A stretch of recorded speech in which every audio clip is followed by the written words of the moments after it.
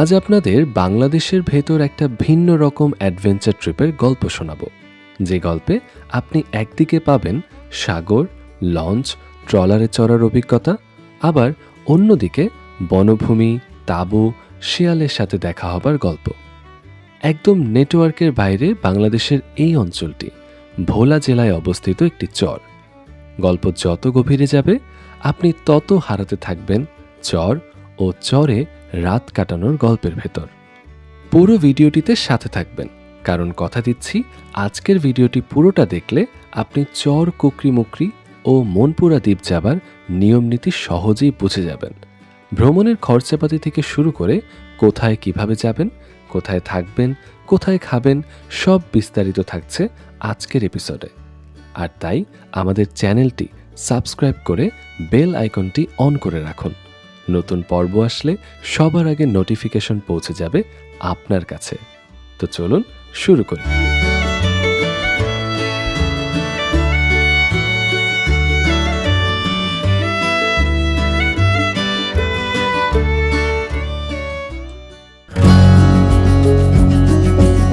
গেল ঈদের দ্বিতীয় দিন 1 এপ্রিল ঢাকার সদরঘাট লঞ্চ টার্মিনাল থেকে শুরু করেছিলাম আমাদের এবারের নদীপথে ভ্রমণ। যেহেতু আমরা ভোলায় যাব, তাই ঢাকা থেকে লঞ্চে যাওয়াই এই রুটের সবথেকে আরামদায়ক পথ। এই রুটে অনেকগুলো লঞ্চ আছে। আমরা এমভি ফারহান 6 নামের লঞ্চটির রাত 8টার টিকিট কাটলাম, তবে লঞ্চ ছাড়ল 8:20-এর দিকে। যদি আপনারা কেবিন নিতে চান তাহলে আগে থেকে টিকিট কেটে রাখা উত্তম। এছাড়া লঞ্চ ঘাটে গেলেই টিকিট পাওয়া যায়, তবে ছুটির দিন বা সিজনের সময় ভিড় হলে টিকিট সংকট থাকতে পারে, তাই সেভাবে হাতে সময় নিয়ে ঘাটে যাবেন। আমরা ডেকের টিকিট নিলাম 400 টাকা জন প্রতি। লঞ্চ ছাড়ার পর আশেপাশের মনোরম দৃশ্য দেখতে দেখতে আপনার সময় কেটে যাবে। এছাড়া লঞ্চের মধ্যেই চা, চিপস, চানাচুর মাখা, ফল প্রভৃতি দোকান পেয়ে যাবেন। তাই চা মুড়ি খেতে খেতে আড্ডাও জমে যায় এই দারুণ যাত্রায়। লঞ্চের ভেতরেই কিন্তু ক্যান্টিন থাকে, তাই আপনারা কেউ চাইলে এখানেও রাতের খাবার খেয়ে নিতে পারেন, তবে সেটা ব্যয়বহুল হতে পারে। ডেকের ছাদ থেকে নদীপথের রাতের এই দৃশ্য বর্ণনাতীত। গল্প আড্ডা গানে কেটে যায় অনেকটা রাত। সুন্দর একটা বাতাসের মধ্য দিয়ে জল কেটে কেটে আমাদের লঞ্চ এগিয়ে চলল চর ফ্যাশনের বেতুয়া ঘাটের উদ্দেশ্যে। হ্যাঁ বন্ধুরা, আমাদের প্রথম গন্তব্য ভোলা জেলার অন্তর্গত চর ফ্যাশনের বেতুয়া ঘাট। ভোরবেলায় ঘুম থেকে উঠে আমাদের চোখের সামনে উকি দিল সূর্যি মামা। সুন্দর একটা দিনের সূচনা করলাম লঞ্চে থাকা অবস্থাতেই।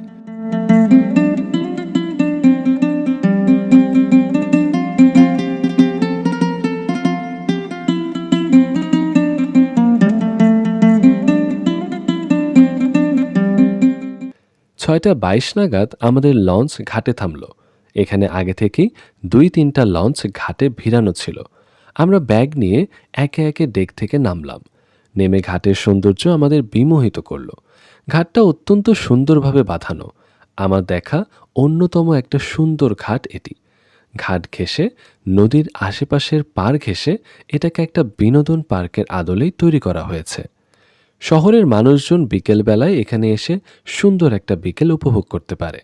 শিশুরাও এখানে এসে খুব মজা পায়। আর আপনি এর আশেপাশে পেয়ে যাবেন অনেক স্ট্রিট ফুড শপ। আমরাও খানিকটা সময় এখানে কাটিয়ে পরবর্তী ডেস্টিনেশনের দিকে রওনা করলাম।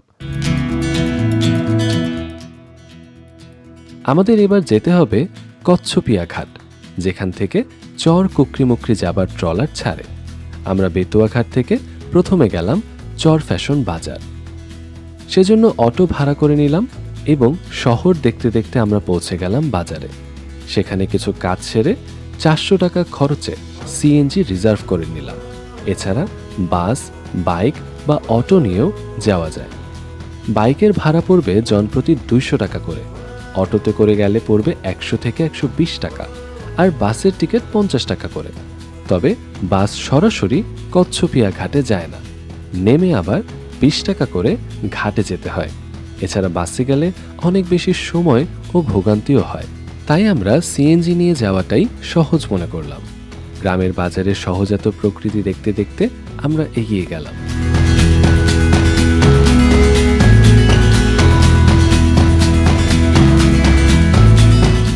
ঘাটের কাছে সিএনজি থেকে নেমে ভাড়া মিটিয়ে আমরা প্রথমে সকালের নাস্তা করে নেবার জন্য একটা হোটেলে ঢুকলাম। খুবই সাধারণ নাস্তা, জনপ্রতি ৬০ টাকার মতো লেগেছিল। আমরা পেট পুরে খেয়ে দিয়ে ঘাটের দিকে হাঁটা দিলাম। এখানে ট্রলার পাওয়া যাবে, পাবেন স্পিডবোট ও ছোট লঞ্চও। স্পিডবোটের ভাড়া পড়বে জনপ্রতি ২০০ টাকা, লঞ্চ নেবে ৫০ টাকা, আর আমরা ৭০ টাকা দরে ট্রলারে উঠে পড়লাম। এই বাহনটা তুলনামূলকভাবে আরামদায়ক আর নিরাপদ। যাই হোক, যথাসময়ে ট্রলার ছেড়ে দিল এবং আমরা খুব সুন্দর একটা পথ ধরে এগোতে লাগলাম। শহর ছেড়ে অনেকটা দূরে বাংলাদেশের প্রত্যন্ত একটা চরের দিকে আমাদের যাত্রা। আর তাই কখনো দেখবেন সবুজ ঘেরা বাংলার মাঠঘাট, শুনতে পাবেন চরে আছড়ে পড়া পানির শব্দ, আবার কখনো দেখবেন এমন গরু মহিষের পাল।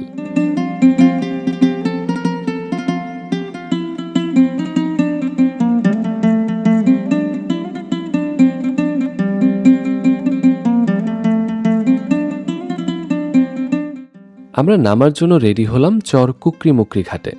মাঝি খুবই সতর্কতার সাথে আমাদের ঘাটে নামিয়ে দিল।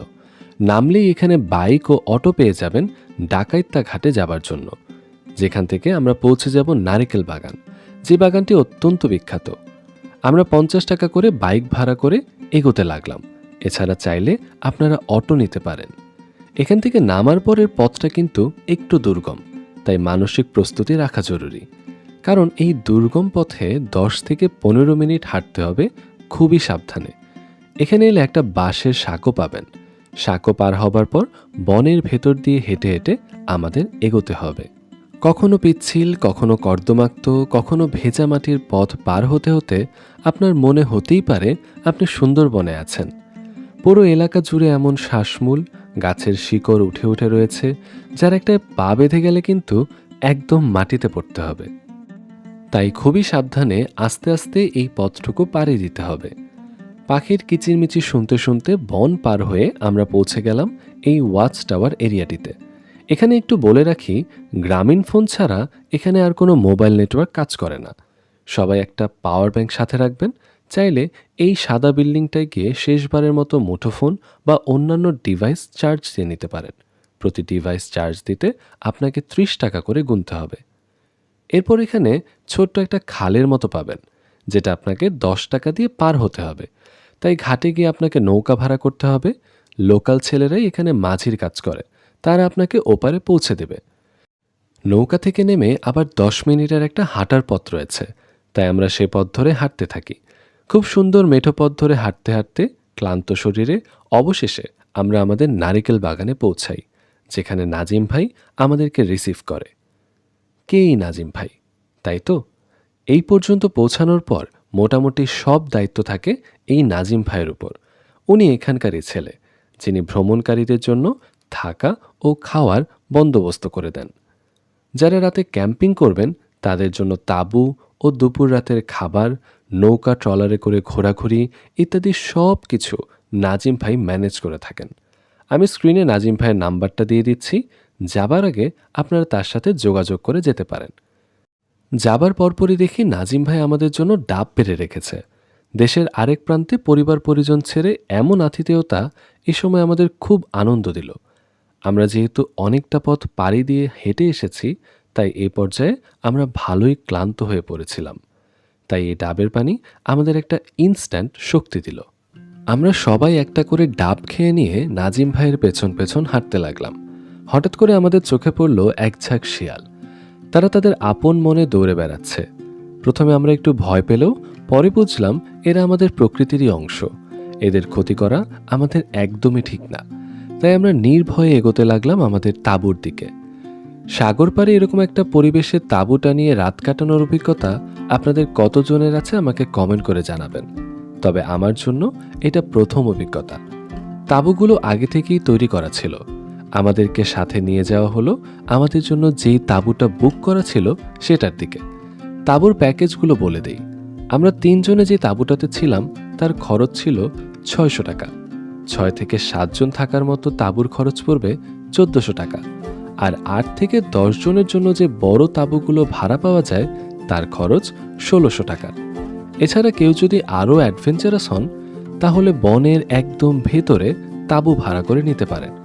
তার মানে আপনার দলের সাইজ বুঝে আপনি নাজিম ভাইকে বললে উনি তাঁবুর ব্যবস্থা করে দেবেন। আমাদের তাঁবুটা যেখানে পাতা হয়েছিল সেই জায়গাটা আমার খুব পছন্দ হলো। সাগর পাড়ের দূষণমুক্ত হাওয়া আর এই প্রকৃতি আমাদের সারা দিনের কষ্ট ভুলিয়ে দিল এক নিমিষেই।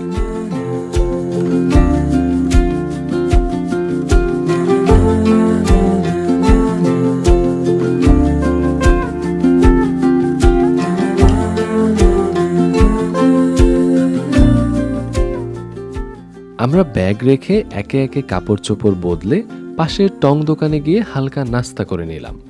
এবার পালা সাগরে নামার, যেটার জন্য আমরা অনেকক্ষণ ধরে অপেক্ষা করছিলাম। ভোলা শহর থেকে প্রায় 120 কিলোমিটার দূরে মেঘনা নদীর মোহনায় বঙ্গোপসাগরের কোল ঘেঁষে অবস্থিত এই চর কুকরিমুকরি ভ্রমণ প্রেমীদের জন্য অত্যন্ত আকর্ষণের স্থান হলেও প্রবেশপথের দুর্গমতার কারণে এখানে মানুষ কমই আসে। তাই এখানে গড়ে উঠেছে বন্যপ্রাণীর অভয়ারণ্য।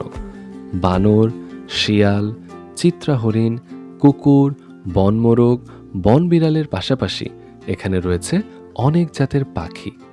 শীতকালে এই চরের সৌন্দর্য বহু গুণে বৃদ্ধি পায় যখন অতিথি পাখিরা এখানে মেলা বসায়। ক্যাম্পিং করার জন্য শীতকালই আদর্শ সময়। সাগর পার হওয়াতে আমরা তবুও কিছুটা বাতাস পেয়েছি, কিন্তু ঝড়ের দিন বা গরমে আসাটা ঠিক হবে না। আমরা অনেকটা সময় সাগরের পরিচ্ছন্ন পানিতে দাপাদাপি করে উঠে ফ্রেশ হয়ে নিলাম। এই মুহূর্তে ভীষণ খিদে পেয়েছে বুঝেই হয়তো নাজিম ভাই দুপুরের খাবারটা সার্ভ করে ফেললেন। তখনই খোলা আকাশের নিচে মাদুর বিছিয়ে চরের রূপ দর্শন করতে করতে আমরা এক অনাবিল আনন্দ নিয়ে দুপুরের খাবার শেষ করলাম। বিকেলটা আমরা আশেপাশের সৈকতগুলোতে কাটাবো বলেই ঠিক করেছিলাম, তাই অল্প রেস্ট নিয়ে আমরা নৌকা ভাড়া করতে চলে যাই। আগে সেই ওয়াচ টাওয়ারের কাছের ঘাটটিতে আসলেই আপনি আশেপাশে ঘুরে দেখার জন্য নৌকা পেয়ে যাবেন। আমরাও একটা নৌকা ভাড়া করে উঠে পড়লাম এবং দ্বীপকন্যা নামে খ্যাত এই চরটিকে আরও জানার আকাঙ্ক্ষায় বেরিয়ে পড়লাম। বাংলাদেশের সর্বদক্ষিণের এই দ্বীপটি সুন্দরবনের পশ্চিম প্রান্তের কাছাকাছি অবস্থিত। তাই আপনি যদি সুন্দরবন আগে গিয়ে থাকেন তাহলে এই দিকটা বারবার আপনাকে সুন্দরবনের কথা মনে করিয়ে দেবে। কেওড়া, গেওয়া ও বাদাম গাছের ঘন জঙ্গলে ভরপুর এই বনভূমির দিকে তাকালেও বারবার সুন্দরবনের ছোঁয়া পাওয়া যায়।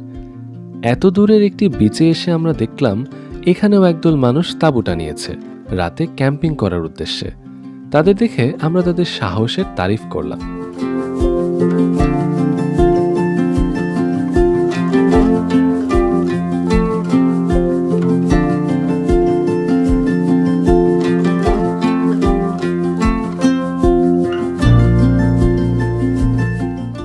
এপাশের চরে স্থায়ী বসবাসকারী মানুষের সংখ্যা খুবই কম। অধিকাংশ এখানে জেলে, যারা দূর থেকে মাছ ধরতে আসে। সেজন্য এই চরটি এখনও অনেকটাই অবিকৃত রয়ে গেছে।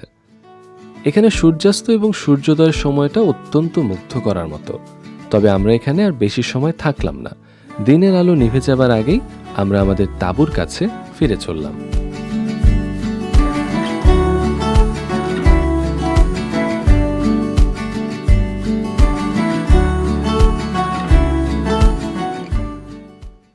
সন্ধ্যা নামতেই এখানে ক্যাম্প ফায়ার শুরু হলো। আগুন জ্বালিয়ে দেওয়া হলো। মাঝে আগুন জ্বলছিল আর তাকে মধ্যমণি বানিয়ে কেউ গান গেয়ে, কেউ আড্ডা দিয়ে, কেউ নাচানাচি করে খুব মজা করে আমরা সময়টা অতিবাহিত করতে লাগলাম। এ যেন স্বপ্নে দেখা এক অভিজ্ঞতা যা আমরা বাস্তবে খুঁজে পেয়েছি। কিছুক্ষণ পরই বারবিকিউ করা শুরু হলো। আমাদের রাতের মেনুতে ছিল পরোটা আর বারবিকিউ। আমরাও সেই রান্নায় যোগ দিলাম। প্রিপারেশন শেষে আমাদেরকে আমাদের রাতের খাবার সার্ভ করা হলো। আমরা অত্যন্ত ক্ষুধা পেটে মজা করে সেই খাবার শেষ করলাম। খাবার শেষে আবার কিছুক্ষণ গান আড্ডায় চারদিক ভরে উঠল।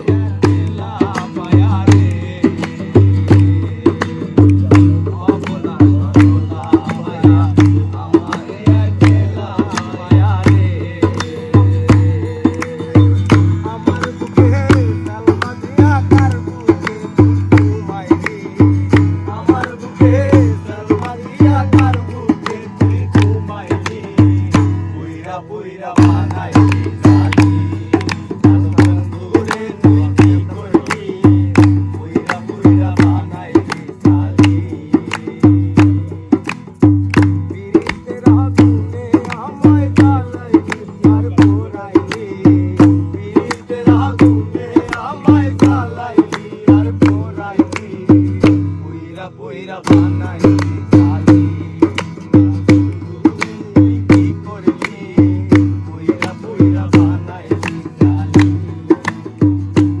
ট্রিপে আমাদের ভ্রমণ সঙ্গী হতে হলে যোগাযোগ করতে পারেন আমাদের সাথে। আমাদের ফেসবুক গ্রুপ ট্রাভেল A1 এর লিঙ্কটি আমি কমেন্ট বক্সে দিয়ে দেব। গান বাজনা আড্ডা খুব বেশি দীর্ঘায়িত না করে আমরা ভোরে উঠব বলে তাড়াতাড়ি ঘুমাতে চলে গেলাম।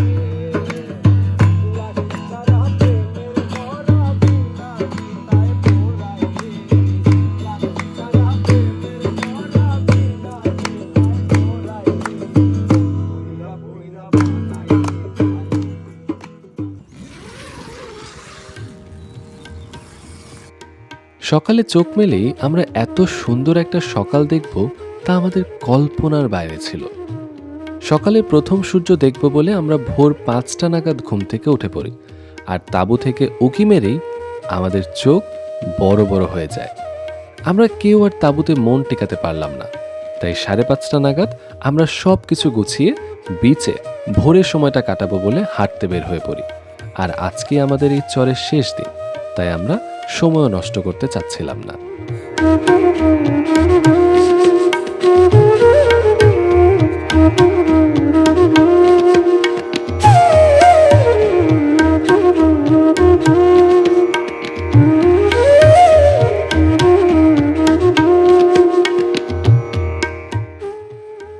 যারা এখান থেকে মনপুরা দ্বীপ যাবেন তারা অবশ্যই এরকম সকাল সকাল ঘুম থেকে উঠে পড়বেন, তাহলে সবটাই এনজয় করতে পারবেন ঠিকমতো। হাঁটাহাঁটি শেষ করে পর্যাপ্ত সময় হাতে নিয়েই আমরা তাঁবু থেকে ব্যাগ নিয়ে রেডি হয়ে চর কুকরিমুকরিকে বিদায় জানিয়ে রওনা দিই আমাদের পরবর্তী ডেস্টিনেশনের দিকে। এবার আমরা যেখানে যাব তার নাম মনপুরা। আমরা এই ঘাট থেকে একদম সরাসরি কচ্ছপিয়া ঘাটে যাবার ট্রলার নিয়ে নিই 200 টাকা খরচে। সময় মতো ট্রলার ছেড়ে দেয় এবং আমাদের যাত্রা শুরু হয়। আগেরবারের মতোই চারপাশের দৃশ্য দেখতে দেখতে আমাদের ট্রলার এগিয়ে চলল। একটু সাবধানতার সাথে এসব ট্রলারে যাতায়াত করতে হবে, হাতে কোনো গ্যাজেট থাকলে তাও সাবধানে রাখতে হবে।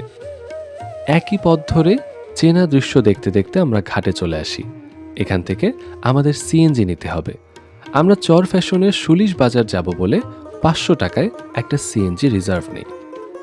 এই পাশের গ্রামীণ দৃশ্য আর সকালের ঠান্ডা আবহাওয়া আমাদের বেশ মুগ্ধ করল। বিস্তীর্ণ এলাকা জুড়ে শুধু আমার দেশের মাটির গন্ধ আর সরলতা। ঘন ঘন নদী ভাঙন ও ঘূর্ণিঝড় প্রবণতা থাকায় এদিকে তেমন কোনো শক্ত মেরামত নেই। লোকজন বসতি খুবই কম, আর একেবারেই নিম্নবিত্ত জীবন এই দিকটার। এসব দেখতে দেখতেই আমরা পৌঁছে গেলাম সুলিশ বাজার। নেমেই আমরা আগে নাস্তা করতে চলে গেলাম একটা হোটেলে। খুবই সাদামাটা নাস্তায় শুরু করলাম দিন। মাত্র জনপ্রতি 100 টাকা খরচে পরোটা ভাজি দিয়ে নাস্তা সেরে মনপুরা যাবার লঞ্চ যেখান থেকে ছাড়বে আমরা ওই দিকটায় চলে যাই। এখানকার লঞ্চগুলো ছোট হয়ে থাকে। যেহেতু নদীপথের যাত্রা, তাই দূরত্ব কাছাকাছি হলেও জোয়ার ভাটার উপরে নদীপথের যাত্রা খানিকটা বিলম্বিত বা অনিরাপদ হতে পারে। তাই স্থানীয়দের সাথে কথা বলে যাত্রার টাইম ঠিক করে নিতে হবে। আমরাও সেভাবে আমাদের মনপুরা দ্বীপের দিকে যাত্রা শুরু করি। অক্টোবর থেকে মার্চ পর্যন্ত সময়টা এই চরাঞ্চলে ঘোরার জন্য আদর্শ সময়। ভোলা জেলার দক্ষিণ পূর্বে মেঘনা নদীর মোহনায় প্রায় 373 বর্গ কিলোমিটার এলাকা জুড়ে এই দ্বীপ বিস্তৃত। আর একদম প্রত্যন্ত অঞ্চল বিধায় বৃষ্টি বা ঝড়ের সময়গুলোতে এই দিকটায় একদমই ট্যুর প্ল্যান করবেন না। নারকেল আর কেওড়া বাগান ছাড়িয়ে একদম মাঝ নদী দিয়ে পার হয়ে চলতে চলতে আমরা কিছুক্ষণ পর জনতা ঘাটে পৌঁছে গেলাম। তবে নামার সময়টায় আমাদের ভালোই বিপাকে পড়তে হয়েছিল। ভাটার কারণে আমাদের ছোট লঞ্চ ঘাট থেকে বেশ দূরে কর্দমাক্ত একটা জায়গায় নোঙর করল, যার কারণে আমাদের বেশ দূরে নামিয়ে দেওয়া হয়েছিল। সাবধানে একে একে নেমে পড়লাম আমরা। তবে এখানকার পথটা তেমন একটা ভালো ছিল না। নদীর পাশ কাটিয়ে কাদার মধ্য দিয়ে হেঁটে অনেকটা পথ পার করে আমাদের যেতে হলো বাজারের দিকে। বাজার থেকেই আপনারা মনপুরা যাবার জন্য অটো বা বাইক পেয়ে যাবেন। আমরা দুটো বাইক ভাড়া করি 1500 টাকা দরে এবং শুরু হয় আমাদের মনপুরার দিকে যাত্রা। প্রকৃতির অপরূপ সৌন্দর্যের লীলাভূমি মনপুরা, যা ভোলা থেকে প্রায় 80 কিলোমিটার দূরত্বে সাগরের বুকে অবস্থিত। মনগাজী নামে এখানকার এক লোক একদা বাঘের আক্রমণে নিহত হন। তার নামানুসারেই এই দ্বীপের নামকরণ করা হয় মনপুরা। এই চরের নামে সিনেমা বানানো হয়েছিল, যা বেশ সমাদৃত হয়েছে।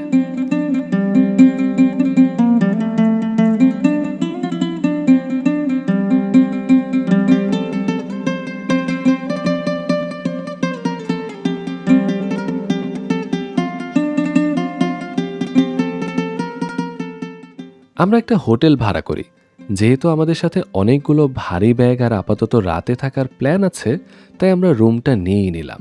সেখানে ফ্রেশ হয়ে রেডি হয়ে ব্যাগ রেখে আমরা বের হলাম মনপুরা ঘুরে দেখব বলে। আপনারা চাইলে এখানে রুম নিয়ে রাতে থেকে যেতে পারেন। 500 থেকে 1000 টাকার মধ্যে এখানে আপনারা হোটেল পেয়ে যাবেন। বের হয়ে আমরা একটা লোকাল খাবার হোটেলে ঢুকে যাই দুপুরের খাবার নিয়ে কথা বলার জন্য। যেহেতু আমাদের জন্য নতুন জায়গা, তাই আমরা ঘুরতে বের হবার আগেই খাবারটা অর্ডার করে যেতে চাচ্ছিলাম। আমরা ভাত, ডাল আর ট্যাংরা মাছ অর্ডার করে যাই। ঘুরে এসে আমরা যেহেতু এখানেই দুপুরের খাবার খাবো, তাই এখানে আগে থেকে বলে গেলে ওরা ওইভাবে তৈরি করে রাখবে। তারপর আমরা আর দেরি না করে আমাদের আশেপাশের ট্যুরিস্ট স্পটগুলো ঘুরে দেখার জন্য বাইক ভাড়া করে নিই।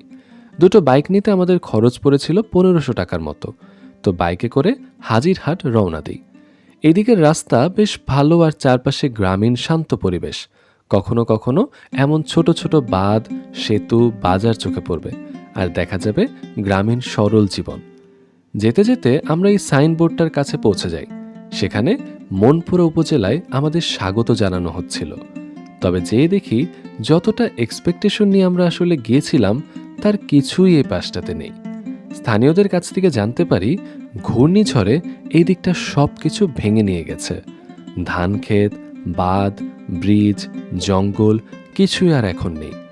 একদম সাগরের বুকে জেগে থাকা এই চর প্রতিবারই ঘূর্ণিঝড়ে বেশ ক্ষতিগ্রস্ত হয়, তবুও এরা মাথা পাতে না।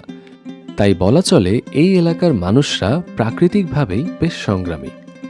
আমরা একটা ভাঙা ব্রিজ পেলাম, যার উপরে উঠেই আমরা আমাদের সময় কাটিয়ে নিলাম। এতদূর থেকে মনপুরা এসে খালি হাতে তো আর ফেরত যাওয়া যায় না, তাই আমরা আমাদের মতো করেই উপভোগ করলাম।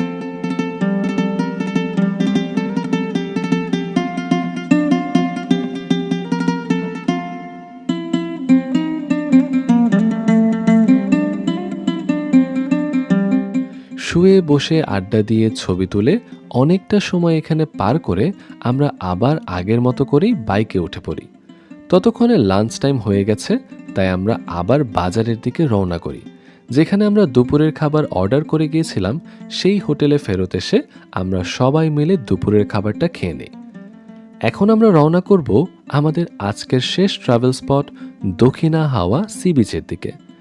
আগের মতো করেই পথ ধরে আমাদের বাইক আমাদের বিচের দিকে নিয়ে যেতে লাগলো। এ এক অপরূপ সৌন্দর্য, যা দেখলে যে কারো দৃষ্টি জুড়িয়ে যাবে।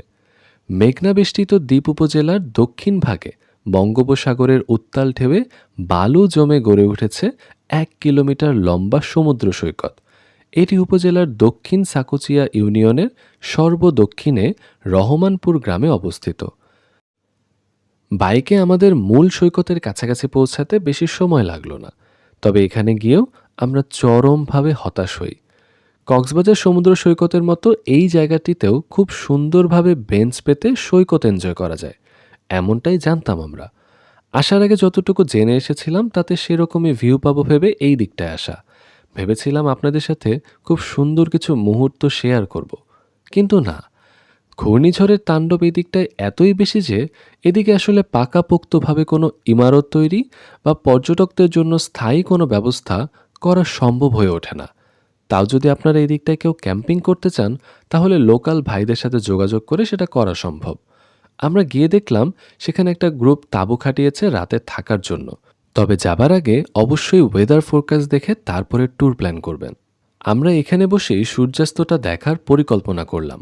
মনে আছে, আজকের দিনের সূর্যটাও আমরা এই সাগর সাক্ষী রেখেই শুরু করেছিলাম। মন ভরে সাগরের শব্দ আর দূষণমুক্ত বাতাস সাথে নিয়ে আমরা আমাদের এবারের পর্বটি এখানেই শেষ করছি। আজকের পর্বটি কেমন লাগলো তা জানার অপেক্ষায় রইলাম। সাবস্ক্রাইব করে আমাদের চ্যানেলের সাথে থাকুন আর এরপর কোন ভ্রমণ স্পট নিয়ে ভিডিও দেখতে চান তা আমাদের সাথে শেয়ার করতে ভুলবেন না যেন। Happy travelling.